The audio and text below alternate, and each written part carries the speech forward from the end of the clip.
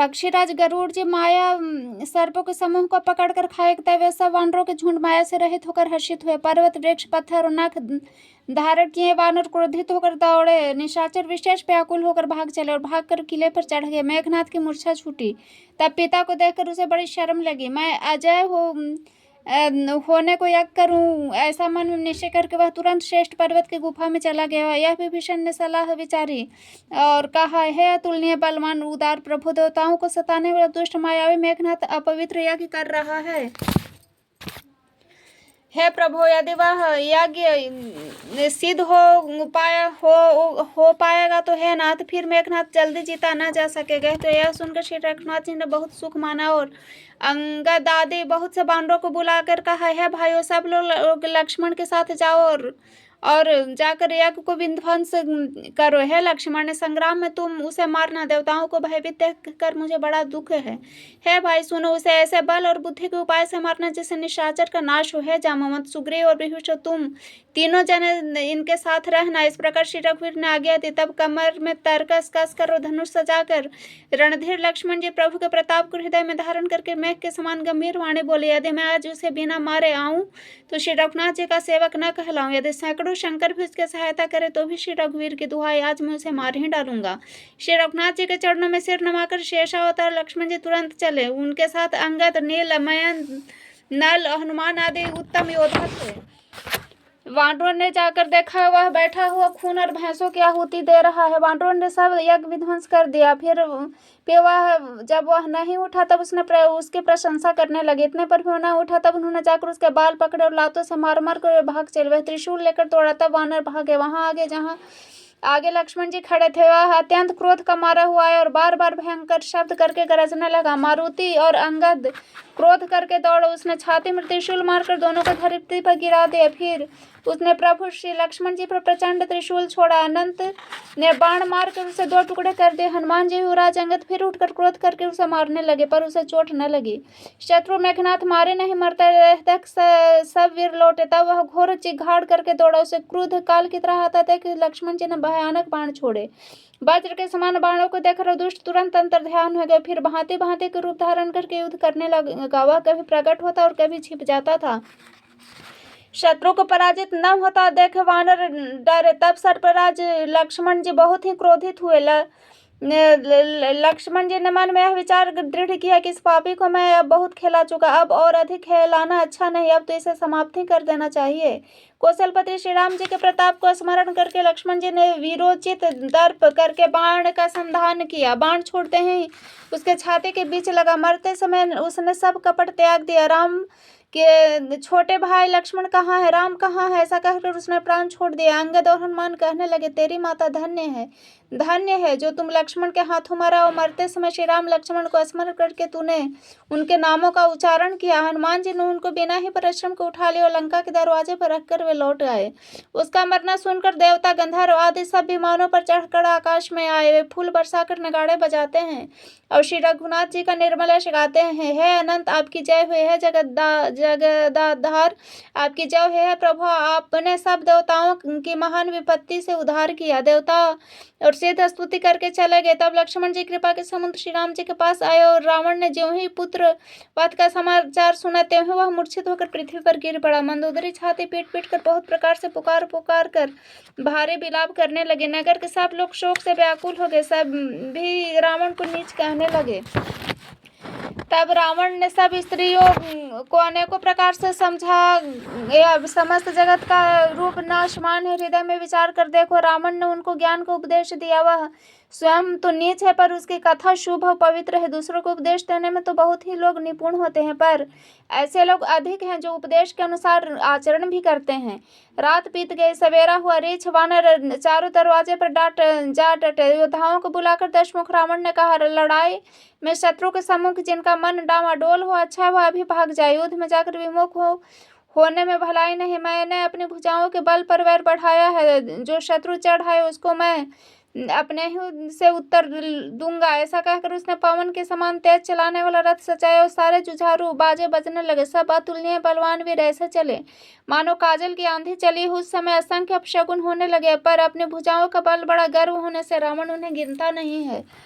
अत्यंत गर्व के कारण वह शगुन का विचार नहीं करता। हथियार हाथों से गिर रहे हैं, योद्धा रथ से गिर पड़ते हैं, घोड़े हाथी साथ छोड़कर चिघाड़ते हुए भाग जाते हैं, सियार गिद्ध कौवे गधे शब्द कर रहे हैं, बहुत अधिक कुत्ते बोल रहे हैं, उल्लू ऐसे अत्यंत भयानक शब्द कर रहे हैं मानो काल के दूत मृत्यु का संदेशा सुना रहे हो। जो जीवों के द्रोह में रथ है, मोह के वश हो रहा है, राम विमुख है और कामासक्त है, उसको क्या कभी स्वप्न में भी संपत्ति शुभ शगुन और चित्त की शांति हो सकती है। राक्षसों की अपार सेना चली, चतुरंगिणी सेना की बहुत से टुकड़ियां हैं, अनेकों प्रकार के वाहन रथ सवारियां हैं तथा बहुत से रंगों का अनेकों पताकाएं ध्वजाएं हैं।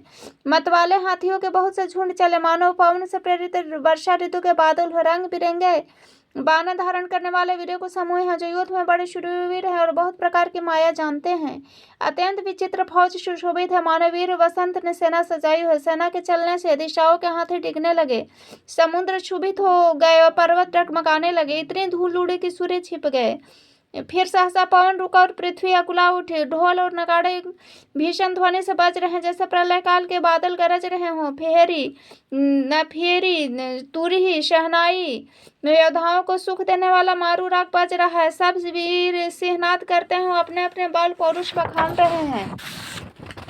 रावण ने कहा, हे उत्तम योद्धाओं सुनो, तुम वृक्ष बानरों को ठट्ट को मसल डालो और दोनों राजकुमार भाइयों को मैं मारूंगा। ऐसा कहकर उसने अपनी सेना आगे चलाई। जब सब बानरों ने खबर पाई तो इस रघुवीर की दुहाई देते हुए दौड़े। विशाल और काल के समान कराल बानर भालू दौड़े, मानो पंख वाले पर्वतों के समूह उड़ रहे हो। वे अनेकों वर्ण के हैं, नख दांत पर्वत बड़े बड़े वृक्ष ही उनके हथियार हैं। ये बड़े बलवान हैं और किसी का भी डर नहीं मानते। रावण रूपी मत वाले हाथी के लिए सिंह रूप श्री राम जी जय जयकार करके वे उनके सुंदर यश बखान करते हैं। दोनों ओर के योद्धा जय जयकार करके अपनी अपनी जोड़ी जानकर चुनकर लड़ते हैं। श्री रघुनाथ जी और उधर रावण का बखान करके वो परस्पर भिड़ गए। रावण को रथ पर और श्री रघुवीर को बिना रथ के देखकर विभीषण अधीर हो गए। प्रेम अधिक होने से उनके मन में संदेह हो गया कि वे बिना रथ के रावण को कैसे जीत सकेंगे। श्री राम जी के चरणों की वंदना करके वह स्नेह रूप कहने लगे, हैं नाथ, आपके न रथ है, न तन की रक्षा करने वाला कवच और न जूते ही है, वह बलवान वीर रावण किस प्रकार जीता जाएगा। कृपा निधान श्री राम जी ने कहा, है सखे सुनो, जिससे जय होती है वह रथ दूसरा ही है। शौर्य और धैर्य ही उस रथ के पहिए, सत्य और शील उसकी मजबूत ध्वजा और पताका है। बल विवेक दम और परोपकार चार उसके घोड़े हैं, जो क्षमा दया समता रूपी डोरी हाथ में जोड़े हुए है। ईश्वर भजन ही उस रथ को चलाने वाला चतुर सारथी है। वैराग्य ढाल और संतोष तलवार है। दान भरसा बुद्धि प्रचंड शक्ति श्रेष्ठ विज्ञान कठिन धनुष है। निर्मल पाप रहित और अचल स्थिर मन तरकस के समान है। शम मन का वश में होना, अहिंसादि आदि और शौचादि नियम ये बहुत ही बाण है। ब्राह्मणों और गुरु का पूजन अभेद कवच है, इससे समान विजय दूसरा उपाय नहीं है। हे सखे, ऐसा धर्ममय रथ जिसके हो उसके लिए जितने को कहीं शत्रु ही नहीं है। हे धीर बुद्धि वाले सखे सुनो, जिसके पास ऐसा दृढ़ रथ हो, वीर संसार रूपी महान दुर्जय शत्रु को भी जीत सकता है। रावण की तो बात ही क्या है। प्रभु के वचन सुनकर विभीषण जी हर्षित होकर उनके चरण कमल पकड़ लिए और कहा, है कृपा और सुख के समुद्र श्री राम जी, आपने इसी बहाने मुझे महान उपदेश दिया। उधर ने रावण ललकार रहा और इधर से अंगद हनुमान राक्षस ऋक्ष बानर अपने अपने स्वामी की दुहाई देकर लड़ रहे हैं। ब्रह्म आदि देवता अनेक सिद्ध तथा मुनियों विमानों पर चढ़े हुए आकाश युद्ध देख रहे हैं। शिव जी कहते हैं, उमा, मैं भी उस समाज में था। श्री राम जी के रण रंग की लीला देख रहा था। दोनों ओर के योद्धा रण रस में मतवाले हो रहे हैं। वानरों को श्री राम जी का बल है, इससे वे अजयशील हैं। एक दूसरे से भिड़ते हैं, ललकारते हैं और एक दूसरों को मसल मसल कर पृथ्वी पर डाल देते हैं। ये मारते काटते पकड़ते और पछाड़ देते हैं। सिर तोड़कर उन्हीं सिरों से दूसरों को मारते हैं, पेट फाड़ देते हैं, भुजाएं उखाड़ लेते हैं, योद्धाओं को पैर पकड़कर पृथ्वी पर पटक देते हैं।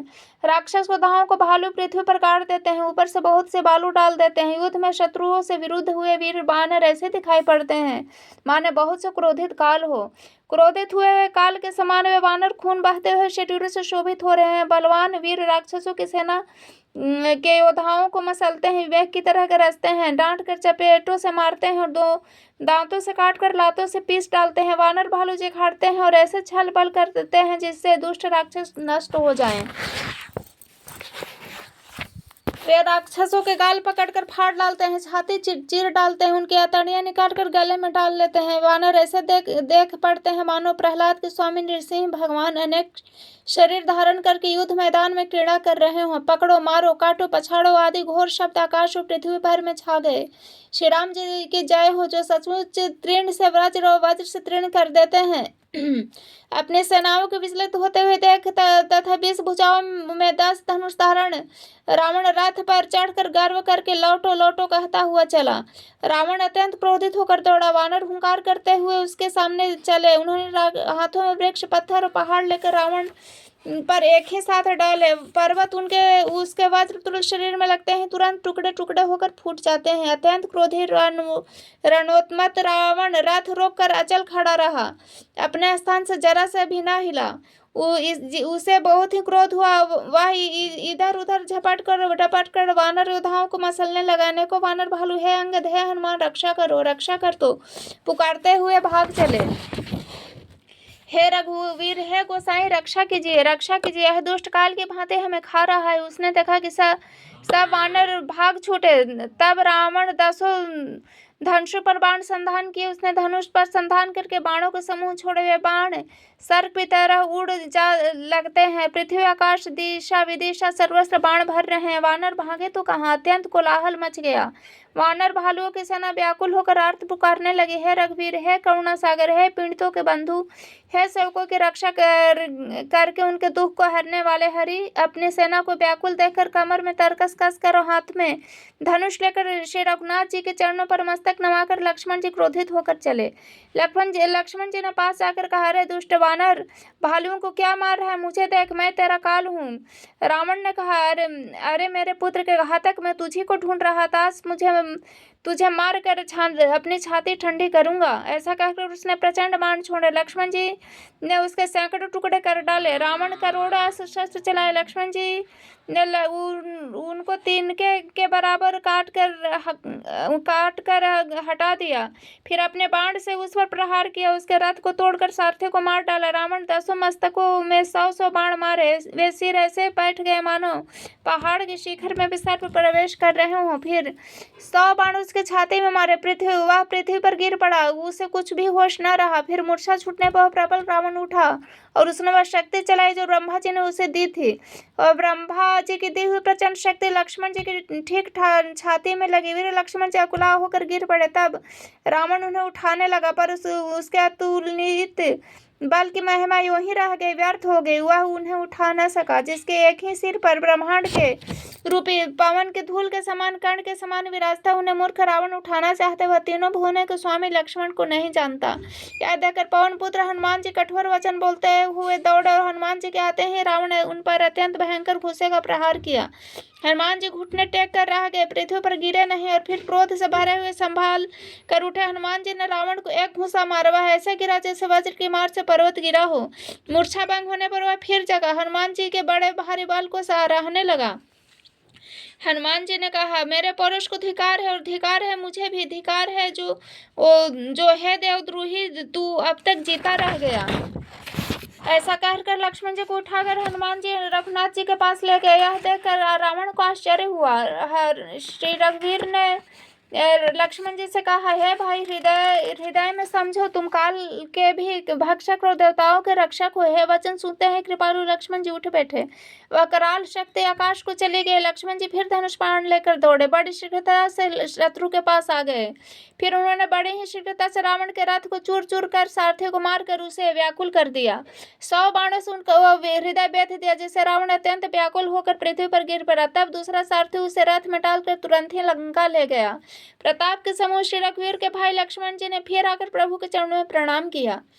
वहां लंका में रावण की मूर्छा से जाकर कुछ यज्ञ करने लगा। तब वह मूर्ख अत्यंत अज्ञानी हठपूर्वक श्री रघुनाथ जी से विरोध करके विजय चाहता है।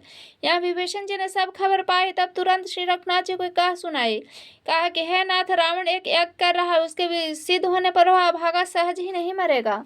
हे नाथ, तुरंत वानर योद्धाओं को भेजिए जो यज्ञ का विध्वंस करे, जिससे रावण युद्ध में आवे। प्रातः काल होते ही प्रभु ने वीर योद्धाओं को भेजा। हनुमान, अंगद आदि सभी प्रधान वीर दौड़े। वानर खेल से ही कूद कर लंका पर जा चढ़े और निर्भय रावण के महल में जा घुसे। ज्यों ही उसने यज्ञ करते देखा, त्यों ही सब वानरों को बहुत क्रोध हुआ। उन्होंने कहा, अरे वो निर्लज, रणभूमि से भाग कर घर आ गए, यहाँ आकर बगुले का सा ध्यान लगाकर बैठा है। ऐसा कहकर अंगद ने लात मारी, पर इससे उनकी ओर देखा भी नहीं। उस दुष्ट का मन स्वार्थ में अनुरक्त था। जब उसने नहीं देखा तो वानर क्रोध करके उसे दांत से पकड़ कर और लातों से मारने लगे। स्त्रियों को बाल पकड़कर घर से बाहर घसीट लाए। वे अत्यंत ही दिन होकर पुकारने लगी। तब रावण काल के समान क्रोधित होकर उठा और वानरों को पैर पकड़कर पटकने लगा। इसी बीच वानरों ने यज्ञ विध्वंस कर डाला। यह देखकर वो मन में हारने लगा। यज्ञ विध्वंस करके सब चतुर वानर श्री रघुनाथ जी के पास आ गए। तब रावण जीने की आशा छोड़कर क्रोधित होकर चला।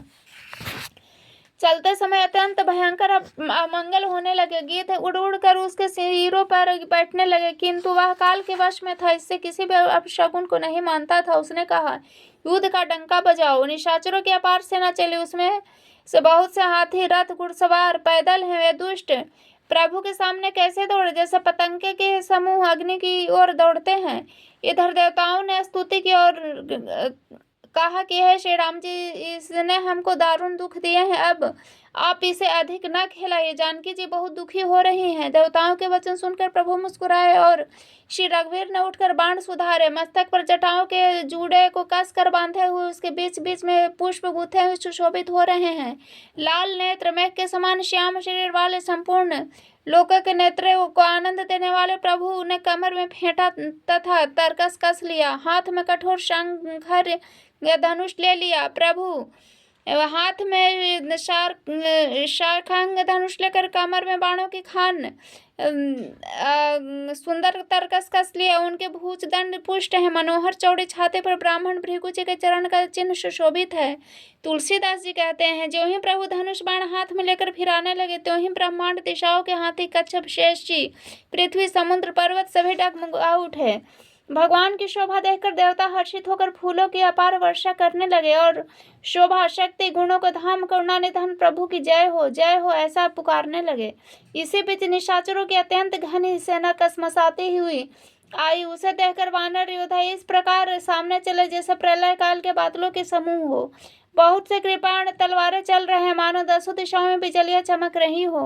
हाथी, रथ, घोड़ों का कठोर चिघाड़ ऐसा लगता है मानो बादल भयंकर गर्जना कर रहे हों। वानरों के बहुत से पूंछे आकाश में छाई हुई है, ऐसा शोभा दे रही है मानो सुंदर इंद्रधनुष उदय हो। धूल ऐसे उड़ रहे मानो जल की धारा हो। बाण रूपी बूंदों की अपार वृष्टि हुई। दोनों ओर से पर्वतों का प्रहार है, मानो बारंबार वज्रपात हो रहा है। श्री रघुनाथ जी ने क्रोध करके बाणों की झड़ी लगा दी। राक्षसों की सेना घायल हो गई। बाण लगते हैं, वीर चित्कार करके उठते हैं, चक्कर खाकर जहां तहां पृथ्वी पर गिर पड़ते हैं।